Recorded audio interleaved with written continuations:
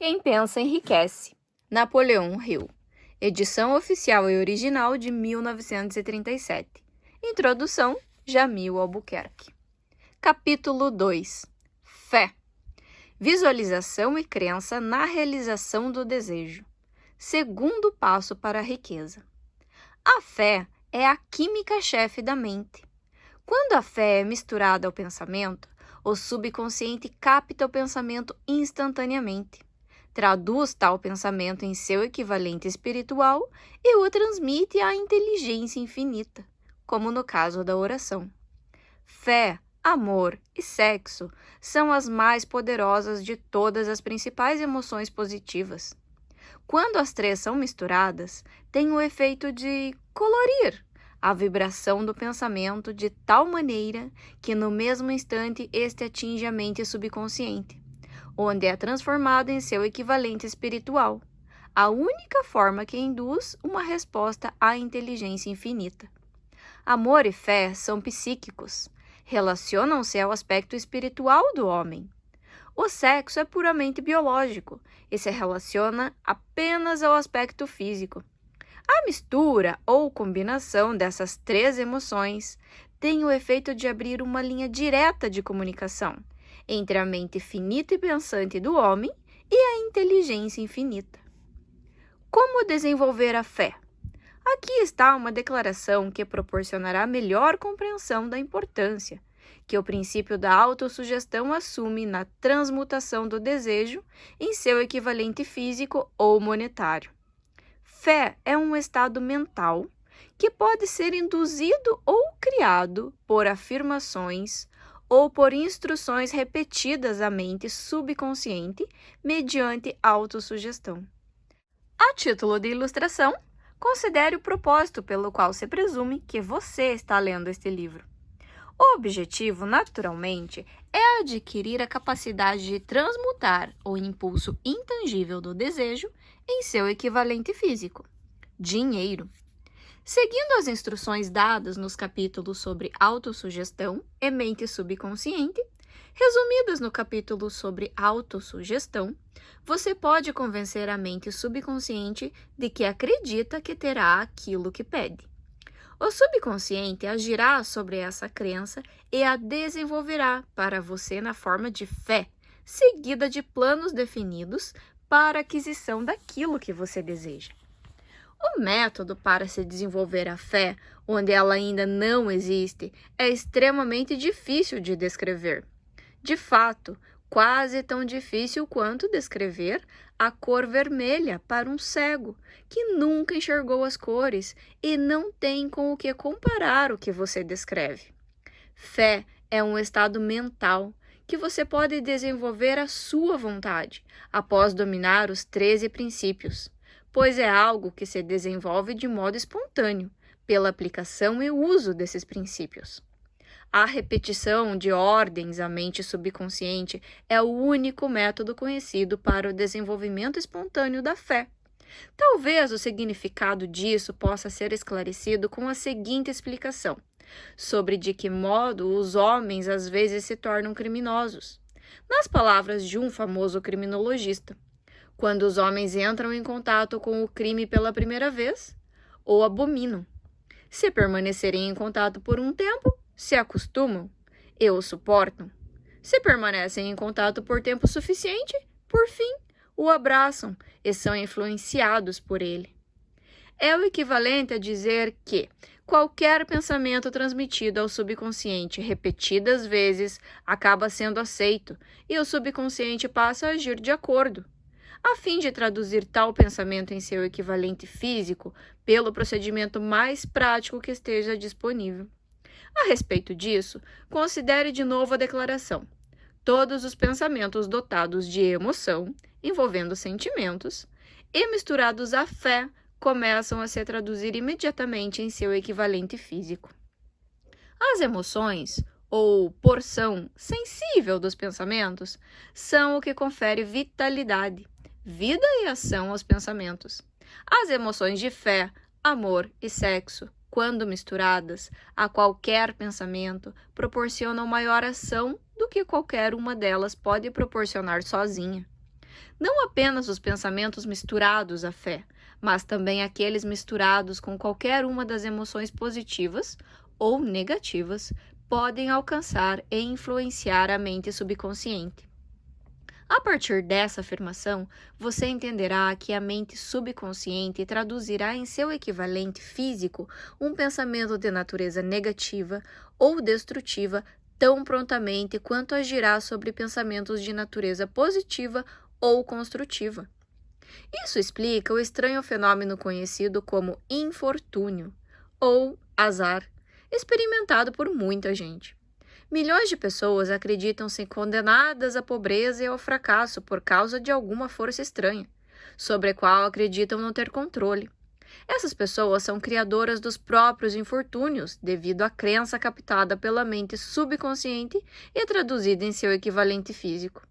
Este é um bom momento para sugerir de novo que você pode se beneficiar ao transmitir para o subconsciente qualquer desejo que queira traduzir no equivalente físico ou monetário, em estado de expectativa ou crença de que a transmutação realmente ocorrerá.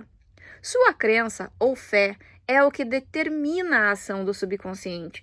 Não há nada que o impeça de enganar sua mente subconsciente ao dar instruções por autossugestão, assim como eu enganei a mente subconsciente de meu filho. Para tornar a enganação mais realista, quando invocar o subconsciente, comporte-se como faria se já estivesse de posse da coisa material que está exigindo.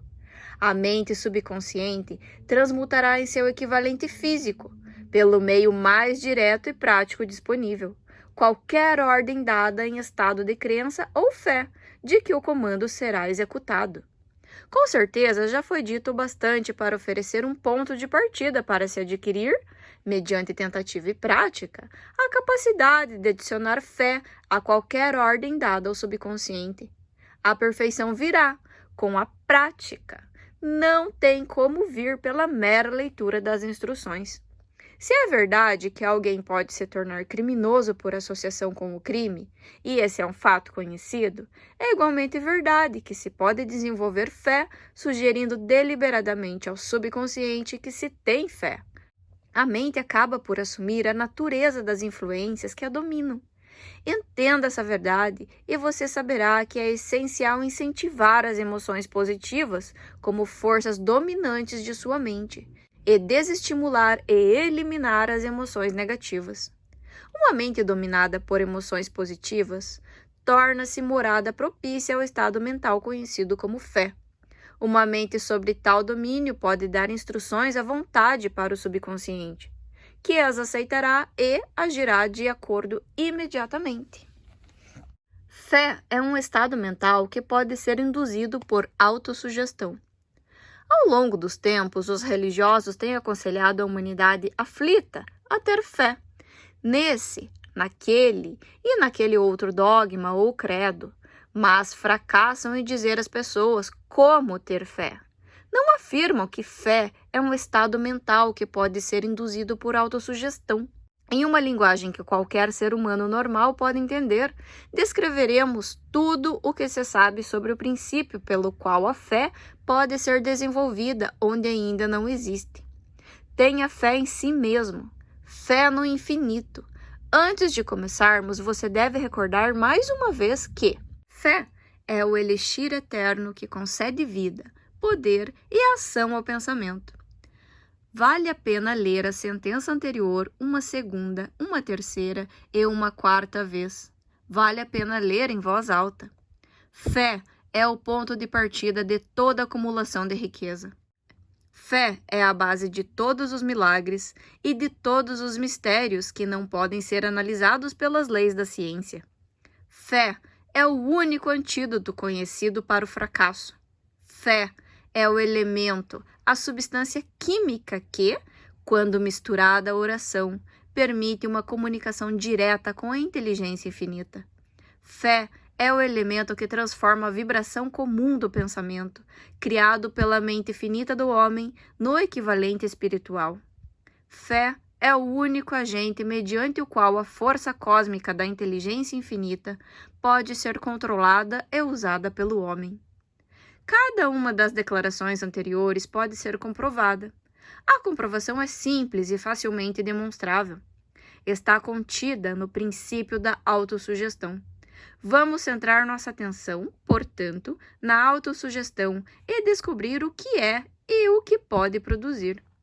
É fato bem conhecido que os indivíduos acabam por acreditar no que quer que repitam para si mesmos, seja afirmação verdadeira, seja falsa.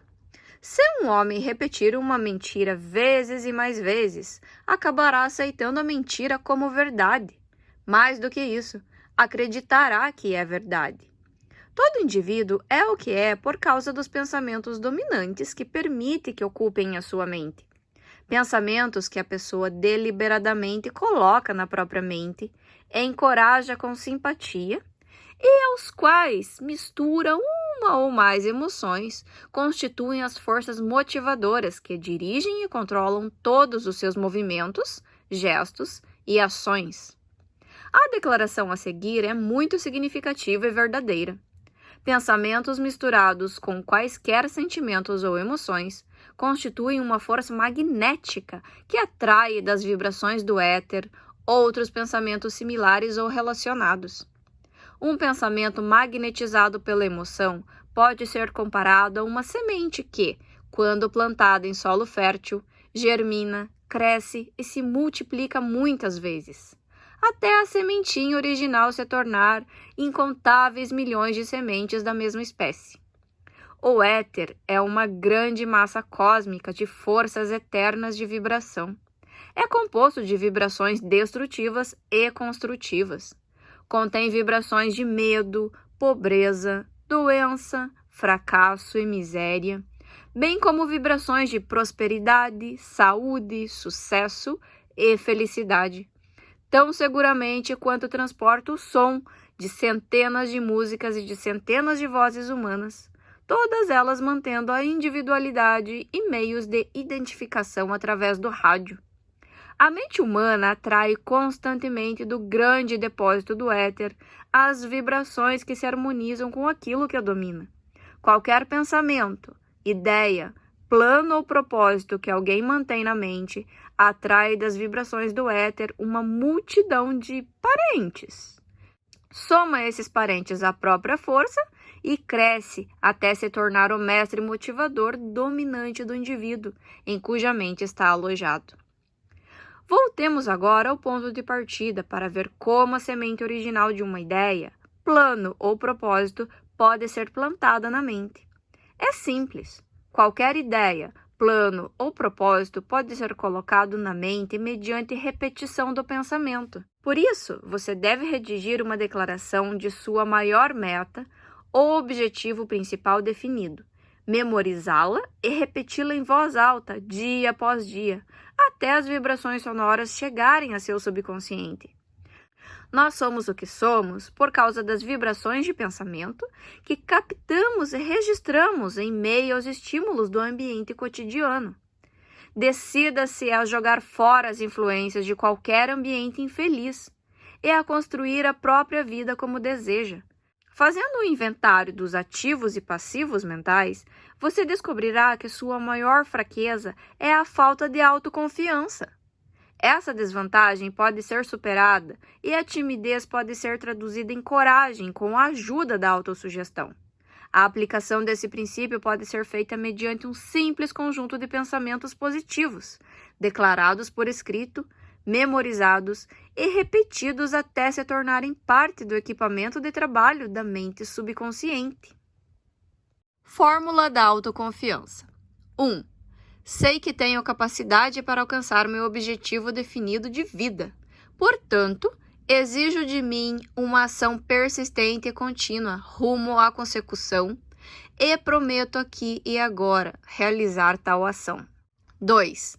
Entendo que os pensamentos dominantes em minha mente acabarão se reproduzindo em ação física externa e gradualmente se transformarão em realidade física. Portanto, me concentrarei por 30 minutos diários na tarefa de pensar sobre a pessoa que pretendo me tornar, criando em minha mente uma imagem mental clara dessa pessoa. 3. Sei que, pela autossugestão, Qualquer desejo que mantenha de modo persistente em minha mente acabará buscando os meios práticos para alcançar o objetivo. Portanto, dedicarei 10 minutos diários para exigir de mim o desenvolvimento da autoconfiança. 4. Redigi uma descrição clara do meu objetivo principal definido de vida e não vou parar de tentar até ter desenvolvido autoconfiança suficiente para sua realização. 5. Entendo plenamente que nenhuma riqueza ou posição pode durar muito tempo, a menos que construída sobre a verdade e a justiça. Portanto, não participarei de nenhuma transação que não beneficie a todos os envolvidos. Terei sucesso atraindo para mim as forças que desejo usar e a cooperação de outras pessoas. Induzirei os outros a me servir, mostrando minha disposição de servir aos outros. Eliminarei o ódio, a inveja, o ciúme, o egoísmo e o cinismo, desenvolvendo amor por toda a humanidade, porque sei que uma atitude negativa em relação aos outros nunca poderá me trazer sucesso. Farei com que os outros acreditem em mim, porque acreditarei neles e em mim mesmo. Vou assinar meu nome nessa fórmula, memorizá-la e repeti-la em voz alta uma vez por dia, com plena fé de que aos poucos influenciará meus pensamentos e ações, para que eu me torne uma pessoa autossuficiente e bem-sucedida. Por trás dessa fórmula está uma lei da natureza que nenhum homem foi capaz de explicar até hoje. Ela tem intrigado os cientistas de todas as épocas. Os psicólogos chamaram essa lei de autossugestão e deixaram por isso mesmo. Pouco importa o nome que se dê à lei, o importante é o seguinte: ela atua para a glória e sucesso da humanidade, se usada de forma construtiva. Porém, se usada de modo destrutivo, será destrutiva com a mesma prontidão. Nessa declaração pode ser encontrada uma verdade muito importante. Aqueles que sucumbem em derrota e acabam a vida na pobreza, miséria e angústia o fazem por causa da aplicação negativa da autossugestão. Isso porque todos os pensamentos tendem a se revestir de seu equivalente físico. A mente subconsciente, o laboratório químico no qual todos os pensamentos são combinados e preparados para a tradução em realidade física, não faz distinção entre pensamentos construtivos e destrutivos. Ela trabalha com o material que fornecemos por meio de nossos pensamentos. A mente subconsciente traduzirá em realidade um pensamento impulsionado pelo medo tão prontamente quanto o pensamento impulsionado pela coragem ou fé. As páginas da história da medicina são ricas em casos de suicídio sugestivo. Um indivíduo pode cometer suicídio por sugestão negativa tão efetivamente quanto por qualquer outro meio. Em uma cidade do meio-oeste, um bancário chamado Joseph Grant tomou emprestada uma grande quantia do banco sem o consentimento dos diretores. Ele perdeu o dinheiro no jogo. Certa tarde, o inspetor do banco chegou e começou a verificar as contas. Grant saiu do banco, hospedou-se em um hotel local e, quando o encontraram 3 dias depois, estava deitado na cama, chorando e gemendo, repetindo sem parar: "Meu Deus, isso vai me matar. Não suporto desgraça." Pouco tempo depois, ele morreu. Os médicos declararam como causa suicídio mental. Assim como a eletricidade faz girar as rodas da indústria e presta serviços úteis se usada de forma construtiva, ou aniquila a vida se mal utilizada, a autossugestão o levará à paz e à prosperidade, ou para o vale da miséria, do fracasso e da morte, de acordo com o seu grau de entendimento e a forma como aplicá-la. Se você encher sua mente de medo, dúvida e incredulidade em sua capacidade de se conectar às forças da inteligência infinita e utilizá-las, a autossugestão captará esse espírito de incredulidade e o utilizará como um padrão que a mente subconsciente traduzirá no equivalente físico. Essa afirmação é tão verdadeira quanto 2 e 2 são 4. Como o vento que carrega um navio para o leste e outro navio para o oeste, a autossugestão o levará para cima ou para baixo conforme você ajustar as velas do pensamento. A autossugestão, mediante a qual toda pessoa pode se elevar a patamares de realização que surpreendem a imaginação, é bem descrita nos versos a seguir. Se você pensa que está derrotado, você está derrotado. Se você pensa que não dá para ousar, você não ousa. Se você gosta de vencer, mas pensa que não vai conseguir, é quase certo que não conseguirá. Se você pensa que vai perder, você está perdido. Porque no mundo lá fora descobrimos que o sucesso começa com a vontade do indivíduo. É tudo uma questão de estado mental. Se você pensa que está superado, você está superado. Você tem que pensar alto para subir. Você tem que estar seguro de si antes de poder ganhar um prêmio. As batalhas da vida nem sempre são vencidas pelo mais forte ou mais rápido. Mas, cedo ou tarde, aquele que vence é aquele que pensa que pode vencer. Observe as palavras destacadas e você perceberá o profundo significado que o poeta tinha em mente. Em algum lugar da sua constituição, talvez nas células do seu cérebro, dorme a semente da conquista que, se despertada e colocada em ação, o levará a alturas que você jamais esperaria alcançar. Assim como um músico talentoso consegue fazer jorrar as mais belas notas musicais das cordas de um violino, você também pode despertar o gênio adormecido em seu cérebro e fazer com que ele o impulsione para qualquer meta que você deseja alcançar. Abraham Lincoln foi um fracasso em tudo o que tentou, até bem depois dos 40 anos de idade. Ele era um Zé Ninguém, até uma grande experiência ocorrer em sua vida. Despertar o gênio adormecido em seu coração e cérebro e dar ao mundo um homem realmente grande.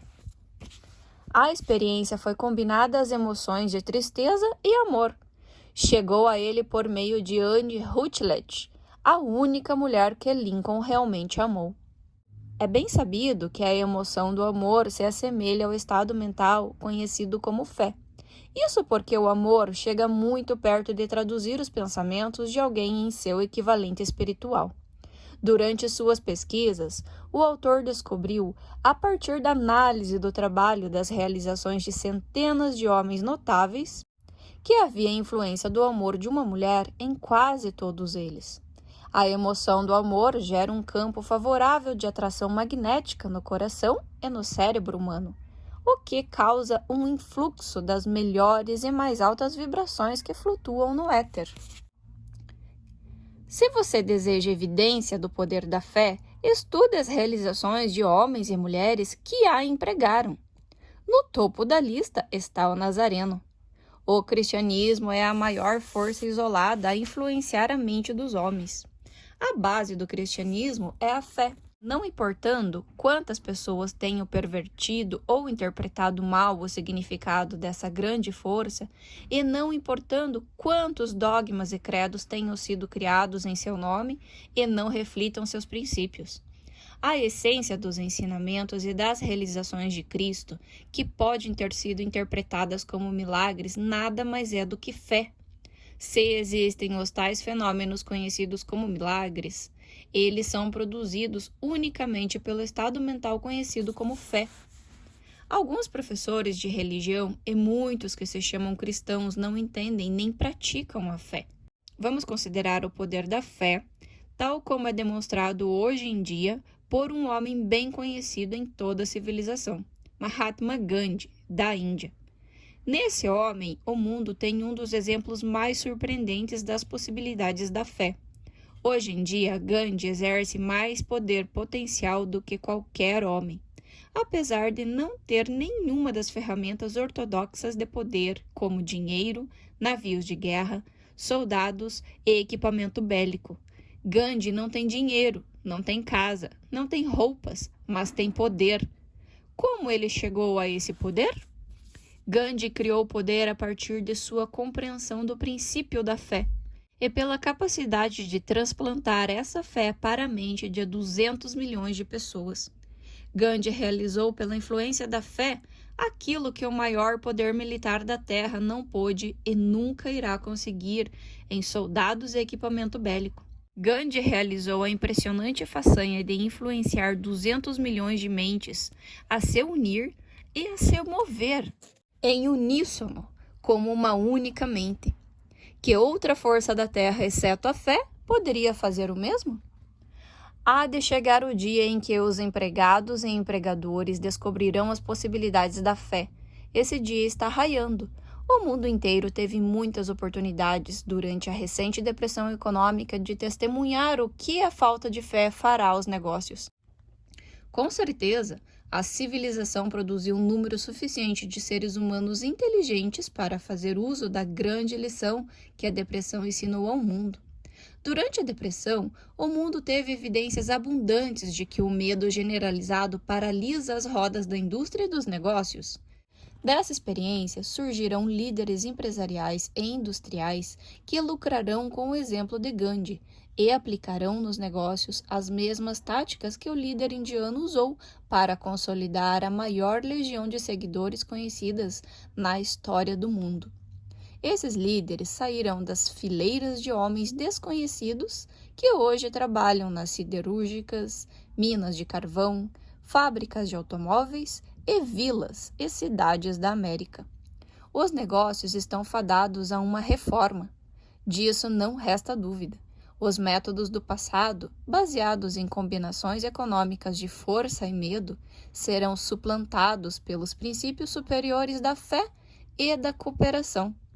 Os trabalhadores receberão mais do que os salários diários, receberão dividendos do negócio, assim como aqueles que fornecem o capital. Mas antes deverão dar mais aos empregadores e parar com as discussões e barganhas à força, à custa do público. Os trabalhadores devem conquistar o direito aos dividendos. Além disso, e o mais importante de tudo, os trabalhadores serão guiados por líderes que compreenderão e aplicarão os princípios empregados por Mahatma Gandhi. Somente assim, os líderes podem obter dos liderados o espírito de plena cooperação, que constitui poder em sua forma mais elevada e duradoura. A estupenda era das máquinas em que vivemos e da qual estamos emergindo tirou a alma dos homens. Seus líderes guiaram os homens como se fossem peças de máquinas frias. Foram forçados a isso por empregados que barganharam para receber e não dar à custa de todos os envolvidos. O lema do futuro será felicidade e contentamento humano. Quando esse estado mental for atingido, a produção andará por si, de modo mais eficiente do que qualquer outra coisa que já tenha sido realizado quando os homens não misturam fé e interesse individual com o seu trabalho. Devido à necessidade de fé e cooperação na gestão de negócios e indústrias, será interessante e lucrativo analisar um episódio que fornece uma excelente compreensão do modo pelo qual empresários e industrialistas acumularam grandes fortunas dando antes de tentar ganhar. O episódio escolhido remonta a 1900, quando a United States Steel Corporation era formada. Ao ler a história, tenha em mente estes fatos fundamentais que você entenderá como as ideias foram convertidas em fortunas imensas. Primeiro, a gigante United States Steel Corporation nasceu na mente de Charles M. Schwab, na forma de uma ideia produzida por uma imaginação. Segundo, ele misturou fé com a ideia.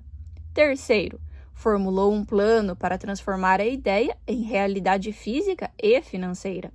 Quarto, colocou o plano em ação em seu famoso discurso do University Club. Quinto, aplicou e seguiu o plano com persistência, apoiando-o com decisão firme até estar totalmente executado. Sexto, preparou o caminho para o sucesso com um desejo ardente do sucesso. Se você é um daqueles que sempre se perguntam como grandes fortunas são acumuladas, a história da criação da United States Steel Corporation será esclarecedora. Se tem alguma dúvida de que os homens podem pensar e enriquecer, essa história deve dissipar tal dúvida. porque no caso da United States Steel Corporation, você pode ver com clareza a aplicação de grande parte dos 13 princípios descritos nesse livro. O espantoso poder de uma ideia foi vividamente descrito por John Lowell no New York World Telegram. A narrativa é republicada aqui por cortesia do jornal. Um belo discurso de 1 bilhão após o jantar. Quando, na noite de 12 de dezembro de 1900, cerca de 80 representantes da nobreza financeira do país se reuniram no salão de banquetes do University Club, na Quinta Avenida, para homenagear o jovem do Oeste, nem meia dúzia de convidados se deu conta de que viria a testemunhar o mais importante episódio da história industrial americana. J. Edward Simmons e Charles Stuart Smith, com o peito cheio de gratidão pela exuberante hospitalidade com que haviam sido recebidos por Charles M. Schwab em recente visita a Pittsburgh, para apresentar um empresário do aço de 38 anos à Sociedade Banqueira do Leste. Só não esperavam que ele incendiasse o encontro. De fato, preveniram-no de que os peitos dentro das camisas engomadas de Nova York não reagiam bem a discursos e que, se não quisesse incendiar os Stillmans, Harrimans e Vanderbilts, o melhor seria limitar-se a 15 ou 20 minutos de palavreado pomposo e polido e nada mais. Até John Pierpont Morgan, sentado à direita de Schwab, como convinha à sua dignidade imperial, pretendia agraciar a mesa de banquete com sua presença apenas brevemente. Quanto à imprensa e ao público, o acontecimento era de todo tão pouco importante que não se viu menção nos jornais no dia seguinte. Enfim, os dois anfitriões e seus distintos convidados degustaram os habituais 7 ou 8 pratos, houve pouca conversa e a que houve foi contida. Poucos banqueiros e corretores conheciam Schwab, cuja carreira havia transbordado pelas margens do Monongahela, e ninguém o conhecia bem. Contudo, antes de a noite acabar, eles e Morgan, o senhor do dinheiro, seriam arrebatados a um bebê de $1 bilhão. A United States Steel Corporation seria concebido.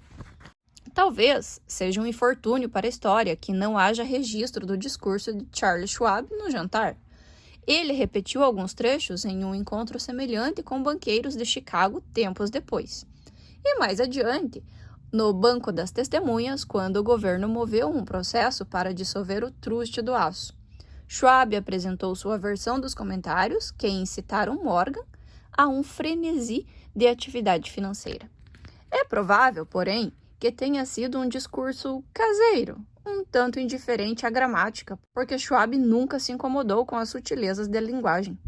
Cheio de epigramas e entremeado de humor, mas, além disso, teve uma força e um efeito eletrizantes sobre os $5 bilhões de capital estimado representado pelos presentes.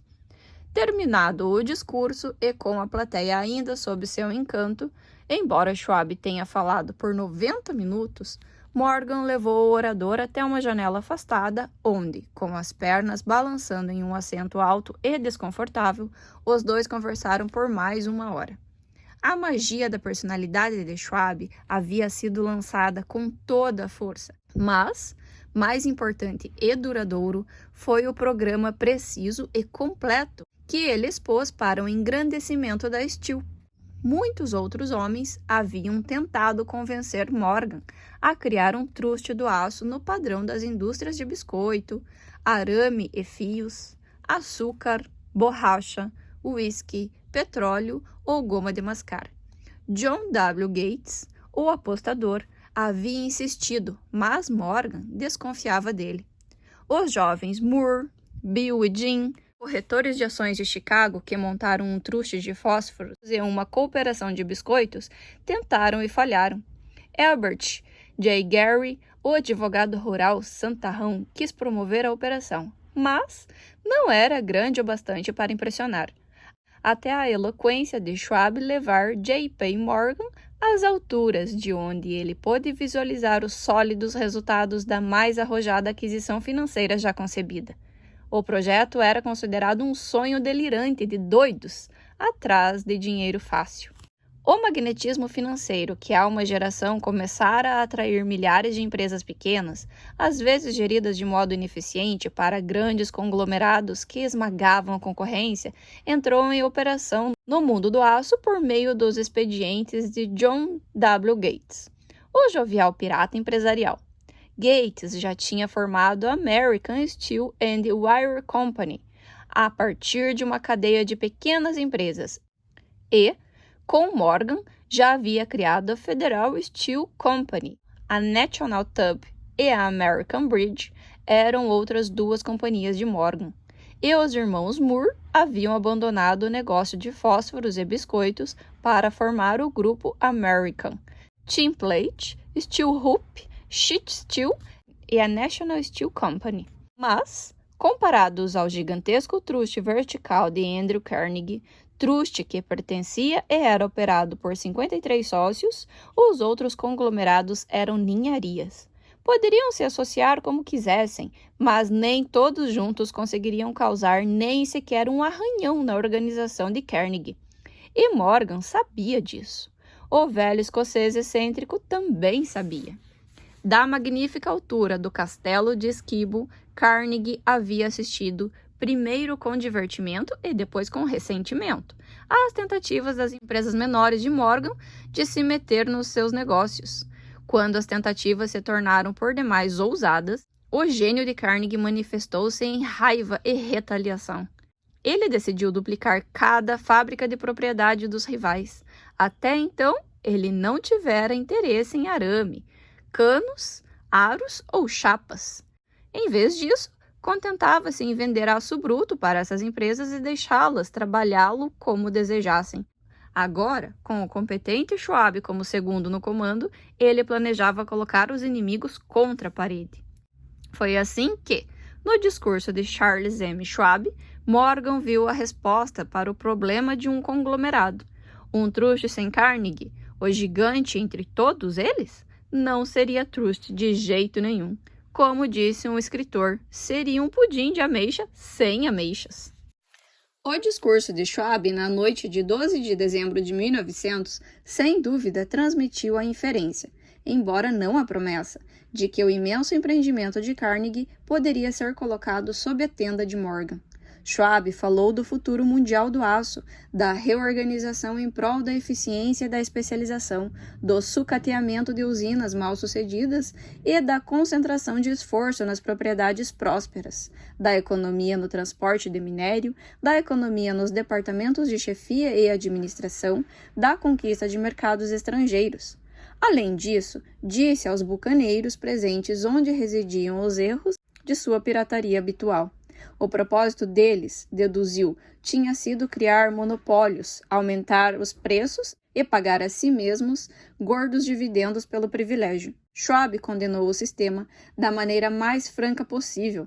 A miopia de tal política, disse aos ouvintes, estava no fato de restringir o mercado em uma época em que tudo chamava por expansão. Barateando-se o custo do aço, argumentou, haveria a criação de um mercado em crescimento constante. Seriam gerados mais usos para o aço e boa parte do comércio mundial poderia ser conquistada. Na verdade, embora não soubesse, Schwab era um apóstolo da produção em massa moderna. O jantar no University Club chegou ao fim. Morgan foi para casa pensar nas previsões otimistas de Schwab. Schwab voltou para Pittsburgh para administrar os negócios de aço da We Under Carnegie, enquanto Gary e o resto voltaram para o mercado de ações para matar o tempo à espera do próximo passo, que não demorou muito para ser dado. Morgan levou cerca de uma semana para digerir o banquete de argumentos que Schwab lhe servira. Quando se assegurou de que não haveria indigestão financeira, mandou chamar Schwab. E se deparou com o jovem um tanto reticente.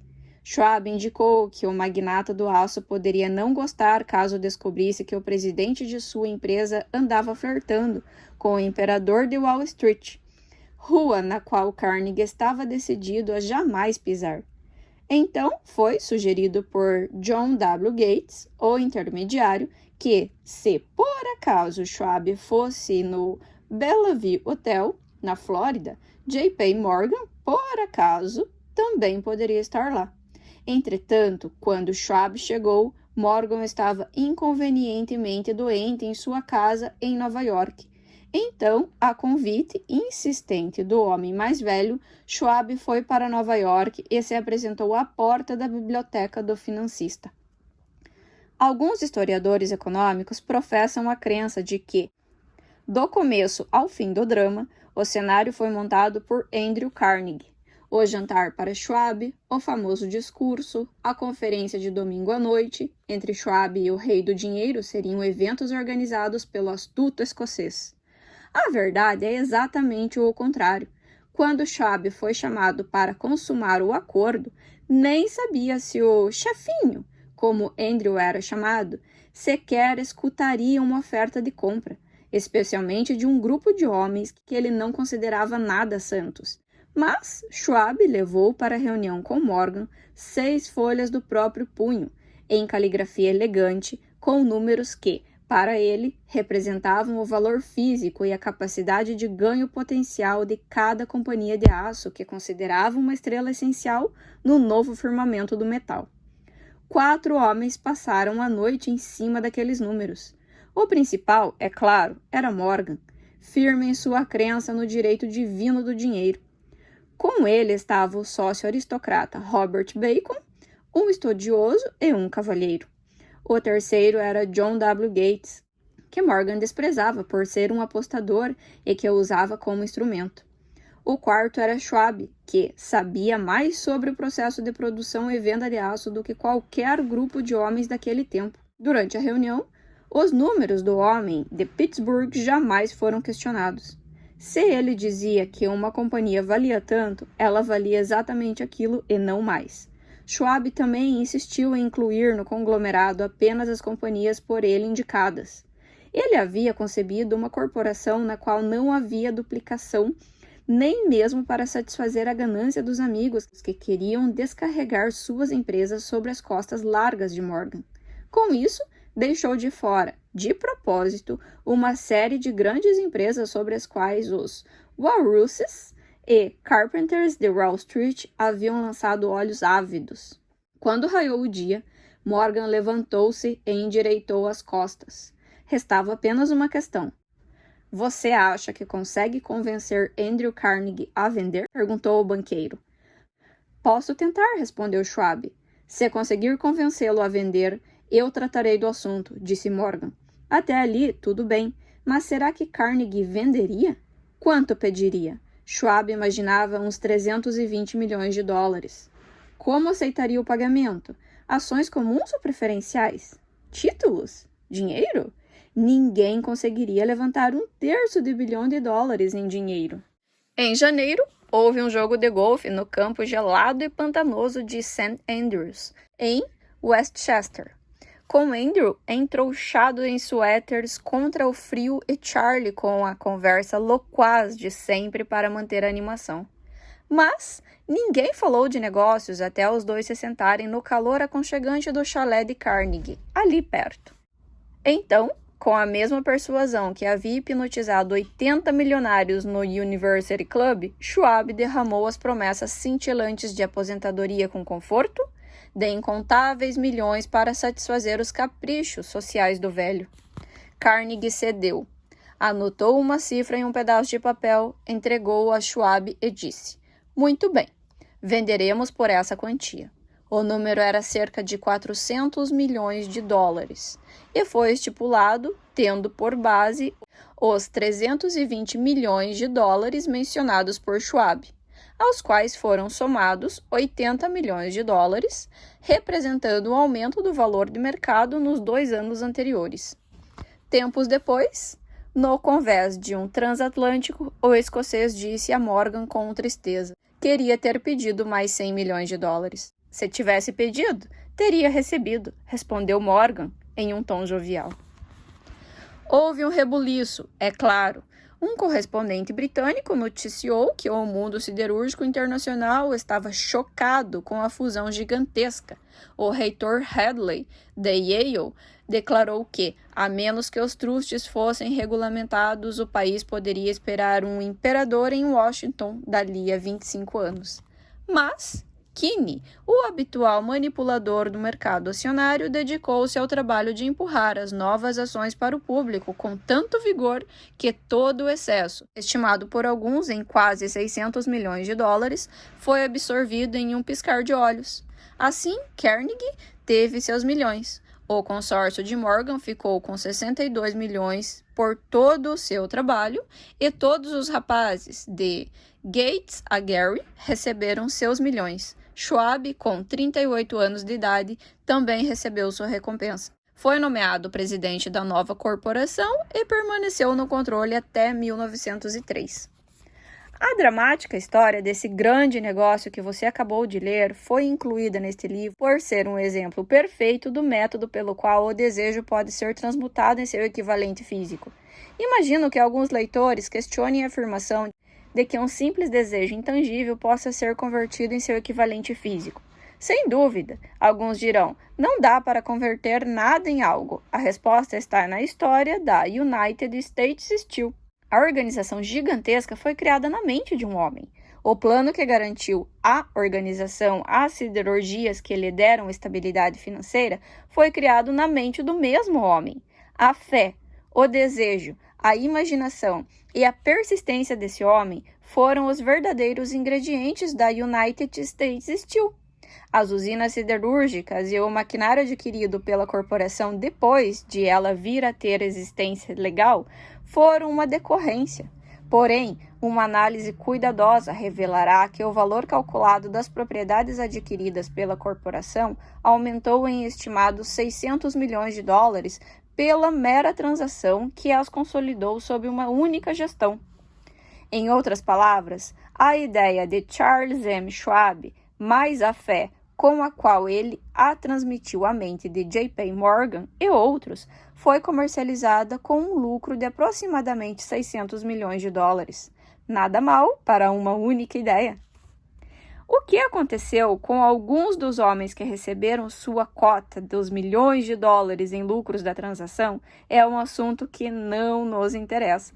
O importante dessa espantosa realização é que serve de evidência inquestionável da solidez da filosofia descrita neste livro, porque essa filosofia foi a base de toda a transação.